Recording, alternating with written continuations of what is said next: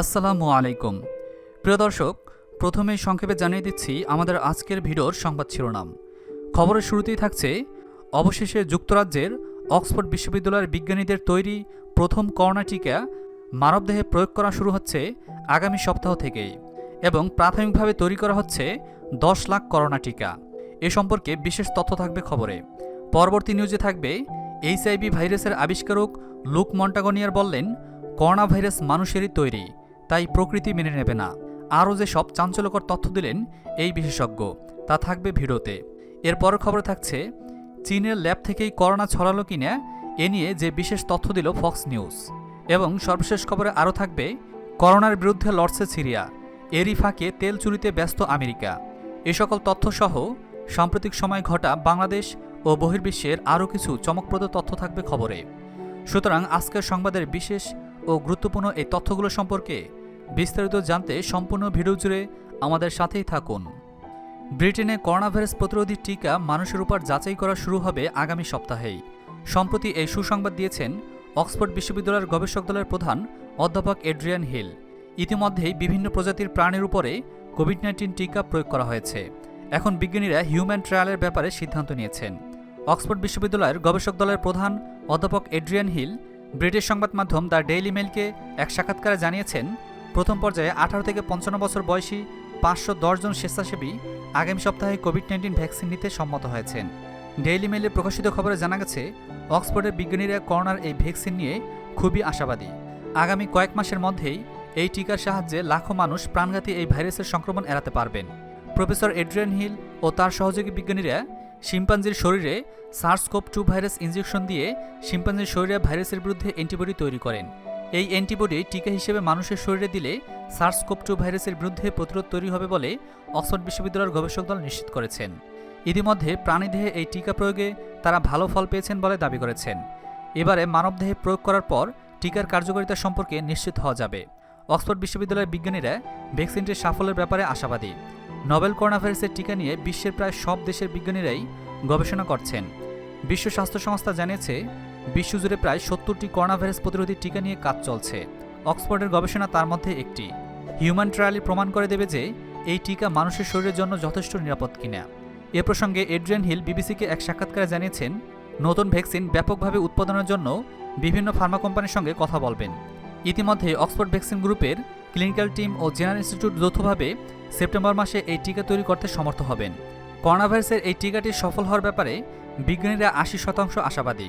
সে কারণে সেপ্টেম্বর পর্যন্ত তারা 10 লাখ ডোজ উৎপাদন করবে। অক্সফোর্ডের বিজ্ঞানীরা বলেন, অবশ্য তার আগেই আমরা উৎপাদন শুরু করেছি। প্রথমে আমরা 3 লিটারের ডোজ তৈরি করব, এরপর 50 লিটার, 100 লিটার, 200 লিটার, এমনকি 2000 লিটার উৎপাদন করা হবে। আরও জানা যায়, বিশ্ববিদ্যালয়টির বিশেষজ্ঞ ও গবেষকরা নিরলসভাবে চেষ্টা করে যাচ্ছে টিকাটির উন্নয়নে। এই দলে এমন সব বিজ্ঞানী ও গবেষক রয়েছেন যারা মার্স ভাইরাসের টিকা তৈরি করেছিলেন। এদিকে করোনাকে নিয়ে সারা বিশ্বের সবার নজর এখন চীনের দিকে। করোনা ভাইরাস প্রকৃত সৃষ্ট না, বরং মানবসৃষ্ট জৈব রাসায়নিক বোম বলে অভিযোগ করেছেন অনেকেই। এবার করোনাকে মানবসৃষ্ট ভাইরাস বলে দাবি করেছেন এইচআইভির আবিষ্কারক লুক মন্টাগনিয়ার। শুরু থেকে চীন বলে আসছে, করোনা ভাইরাস প্রকৃতির পরিবর্তনের ফসল। উহানের এক বন্যপ্রাণীর বাজার থেকে এই করোনা ভাইরাসের উৎপত্তি। তবে এ নিয়ে এখন পর্যন্ত একাধিকবার অভিযোগ উঠেছে। এইচআইভির আবিষ্কারক ডক্টর লুক মন্টাগনিয়ার বলছেন, করোনা মানুষের তৈরি ভাইরাস। ভাইরাসটি দুর্ঘটনাবশত ল্যাব থেকে বাইরে এসেছে। এরই মধ্যে চীনা গবেষকরা স্বীকার করেছেন, তারা এইচআইভির ভ্যাকসিন তৈরিতে করোনা ভাইরাস ব্যবহার করেছে। করোনার কিভাবে উৎপত্তি হয়েছে এবং এর ছড়িয়ে পড়ার ইতিহাস আমরা এরই মধ্যে জেনেছি। তবে এ নিয়ে একটি থিসিস রয়েছে যা পুরো উল্টো কথা বলে। নোবেল বিজয়ী এই চিকিৎসক বললেন, উহানের ল্যাবে করোনা ভাইরাস তৈরি হয়েছে এবং সেই সাথে তারা এইডস রোগের ভ্যাকসিন তৈরিতেও কাজ করছিল। ল্যাবটি মূলত করোনা ভাইরাস তৈরির জন্য প্রচলিত, বলছে লুক মন্টাগনিয়ার। এক সাক্ষাৎকারে তিনি জানান, আমার সহকর্মীদের সাথে আলোচনা করে আরএনএ ভাইরাসটির জিনোমার বিবরণ যত্ন সহকারে বিশ্লেষণ করেছি। ভারতীয় গবেষকরা এরই মধ্যে বিশ্লেষণের ফলাফল সামনে আনার চেষ্টা করেছেন, যেখানে দেখা গেছে এইচআইভি ভাইরাসের জিনোম এইচআইভি ভাইরাসের পর্যায়ে ধারণ করছে। কিন্তু চাপের মুখে তারা অনুসন্ধানের ফল সামনে আনতে ব্যর্থ হয়। তিনি বলছেন, করোনা ভাইরাস এইচআইভি আক্রান্ত এমন কোনো মানুষের শরীর থেকে এসেছে। এদিকে করোনা ভাইরাস বাদুড় থেকে নাকি চীনের ল্যাব থেকে ছড়িয়েছে, এ নিয়ে এখন বিশ্বজুড়ে আলোচনা পর্যালোচনা চলছে। তদন্ত শুরু করছে আমেরিকা।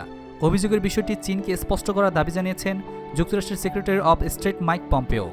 তিনি বলেন, চীনকে পরিষ্কার করতে হবে যে কোনো জীবাণু অস্ত্র হিসেবে নয়, বরং উদীয়মান ভাইরাস মোকাবেলায় নিজেদের বিজ্ঞানীদের শ্রেষ্ঠত্ব প্রমাণ করতে গিয়ে পরীক্ষা নিরীক্ষাগত দুর্ঘটনায় করোনা ছড়িয়েছে।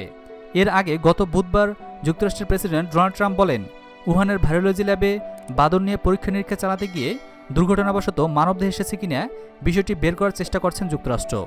এ নিয়ে বিভিন্ন গণমাধ্যমে প্রতিবেদন প্রকাশ হলে চীনের নেতারা দাবি করেন, উহানের সামুদ্রিক বাজার থেকেই করোনা ছড়িয়েছে। একটি সূত্র ফক্স নিউজকে জানায়, ওই বাজারে বন্যপ্রাণী বিক্রি হয়, কিন্তু বাদুড় নয়। বিষয়টিকে চীন সরকার ধামাচাপা দেওয়ার চেষ্টা করছে। মূলত পেশেন্ট জিরো বা প্রথম আক্রান্ত রোগী ছিল ওই ল্যাবেরই একজন। তিনি যখন কাজ শেষে বাইরে আসেন, তখন তার থেকে সেটি স্থানীয় জনগণের মধ্যে ছড়িয়ে পড়ে। যে সূত্রটি গোয়েন্দাদের এ তথ্য দিয়েছে, তারাই ফক্স নিউজকে এই বিষয়টি নিশ্চিত করেছে। পম্পেও ফক্স নিউজকে বলেন, আমরা যেটি জানি তা হচ্ছে উহান থেকে এই ভাইরাসের সূত্রপাত। সেখানের কাঁচা বাজার থেকে Wuhan institute of virology lab কয়েক মাইল দূরে। সুতরাং আমাদের আরও অনেক কিছুই বোঝার আছে। বিষয়টি আরও স্পষ্ট হতে তদন্ত করছে যুক্তরাষ্ট্র সরকার। বুধবার হোয়াইট হাউসের সংবাদ সম্মেলনে এ ব্যাপারে ট্রাম্পকে জিজ্ঞেস করা হলে তিনি বলেন, এ ব্যাপারে আমাদের আরও অনেক কিছুই জানতে হবে। এই ভয়ানক ঘটনা নিয়ে আমরা তদন্ত করে দেখছি।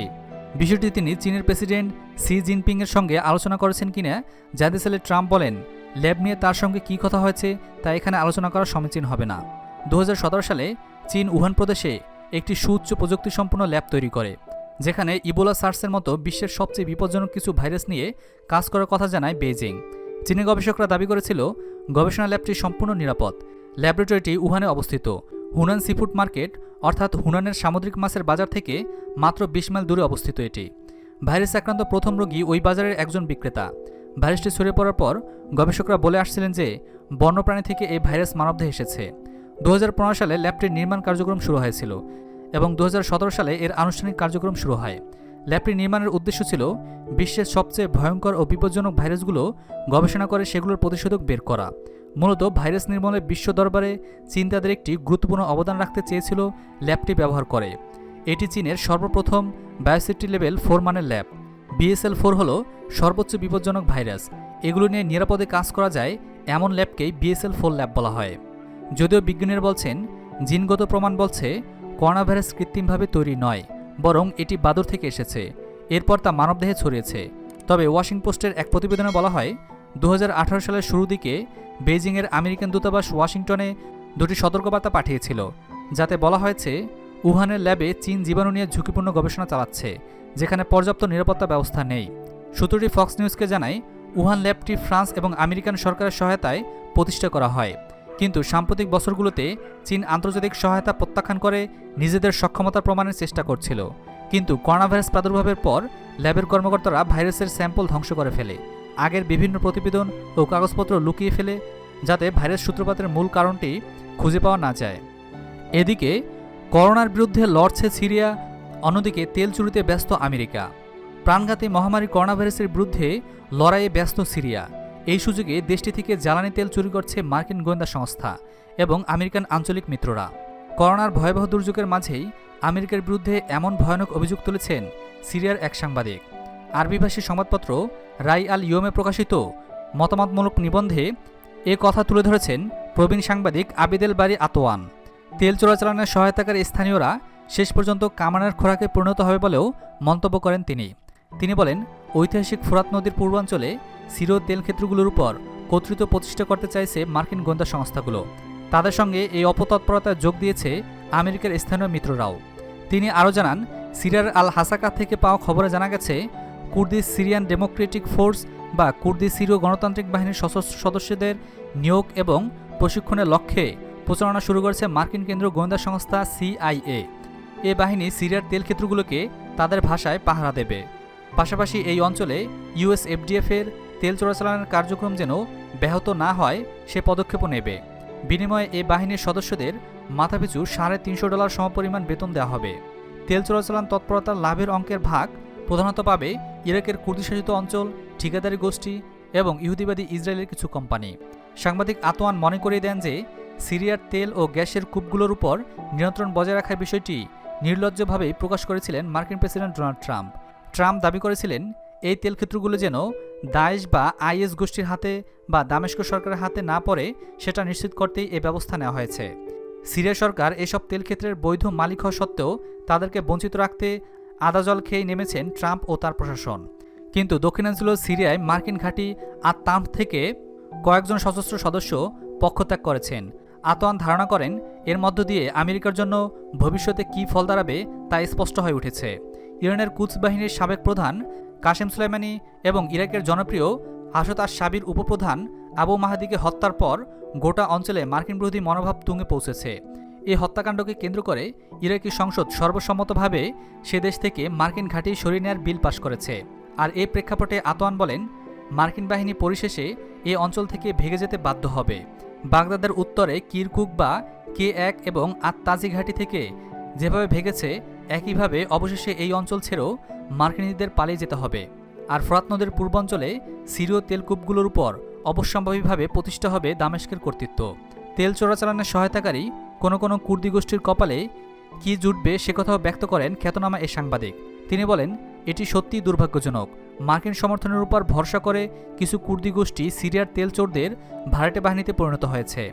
তারা অতীত থেকে কোনো শিক্ষা নেয়নি। তেল চুরির মার্কিন নীল নকশায় অংশ নিয়ে শেষ পর্যন্ত তারা কামানের গোলার খোরাকে পরিণত হবে। বিনোদন জগৎ ও সাম্প্রতিক ঘটে যাওয়া সকল প্রকার আপডেট খবরাখবর সবার আগে পেতে আমাদের RS ভয়েস টিভি চ্যানেলটি এখনই সাবস্ক্রাইব করে আমাদের সাথেই থাকুন।